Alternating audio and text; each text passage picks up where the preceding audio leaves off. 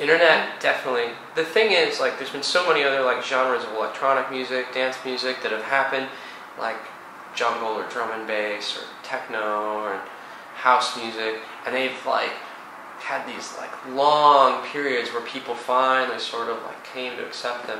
And dubstep, because of the internet, I can't really think of any other form of music where the internet was so important to its spreading, because it was just sort of like a time where all that stuff became popular and people all over the world were using the internet more and message boards became popular. And so yeah, internet was huge, and still, like, it brought these worlds that were like way far apart, like really close together. And you know, now there's like MSN and AIM and Skype, and you know, costs of international calls are cheaper now and stuff.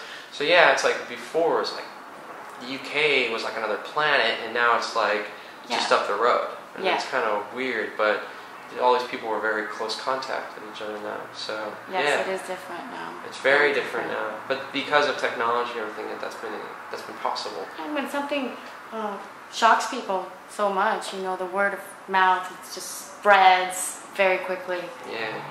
It's just wonderful. Yeah, no, it's great. It's great. Okay, I have a very special question. It is found that, well, going back hundreds of years back in time, a certain tribe in Africa used instruments that produced a deep sub-sound. The sound was so intense. It was a percussion instrument.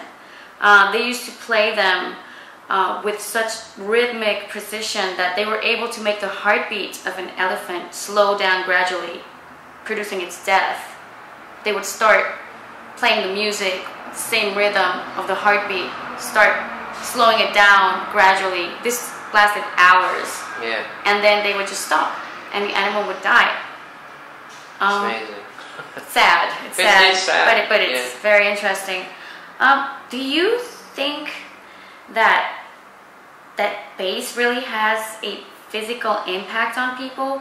Because, you know, how does this bass sound affect people on the dance floor?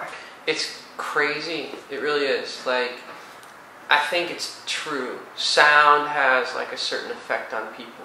Bass has a certain effect on people.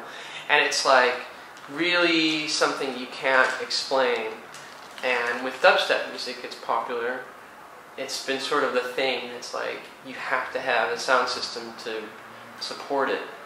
But I think there is something like human that your body sort of reacts to certain sounds. It's proven. Scientists say, you know, classical music with your baby is good because it heightens their intellectual capability. And I think with sort of like in the instance of like dubstep, the sound, definitely you can see it in the audience when people are there and they're dancing and they're partying. You can tell that like they're just like almost in another world of their own, and it's doing something to them that, like, you know, drugs and alcohol can't really do, or, you know, TV or film can't really do. It's just that experience of like rhythm and sound, like doing something. You can tell like people are in like totally in their own world. So yeah, I think so. I really do. It's like going back to the roots of humanity, you know, like music is so basic for human beings, like always celebrating together in gatherings. I mean, being one. Music's been instrumental in war, and the beating of a drum would get people sort of like riled up and excited, and it starts sort of slow, but as the marching kind of comes in, it kind of gets faster, and people it would aggravate them a certain way. Yeah, I think music definitely changes so much of your mood, and there's so many uses for it that, so, you know. Would you say that this is somewhat something mystical that has been lost a little bit? Yeah, probably. I mean, as we've sort of like been a culture like here in the United States or in the Western world that has taken away some of its more third world tribal sort of roots as trying to be a more sophisticated, civilized country, more industrialized country, or creating industrialized an aesthetic world. for everything. You know, people have sort of lost their place and become very isolated with being an animal. People, human beings, are animals, and we sort of forget that by, you know, stripping away all of the things that, you know, make us a lot like the nature that we're in. We build these city environments and take away all the things from the jungle and the forests, and we live in very urban kind of landscapes.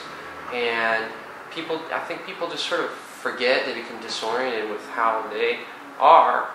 And when something like music is introduced, yeah, it's like there's something very primal that takes place with people. Yeah, and a couple minutes before the interview started, we were talking about how music can unlock these states of mind and soul that are closed, you know, that people try to open with drugs or meditation. Yeah.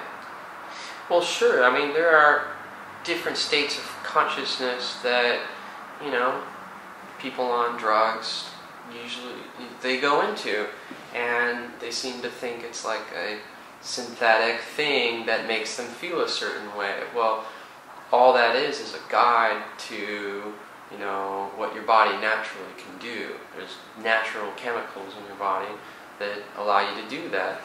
And, you know, there's shamans and monks, people who use meditation, and they reach these like heightened levels of their body, and they reach sort of different ways they get into it.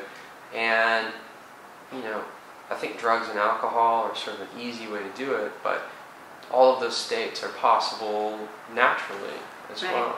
All these things are so hard to put into words.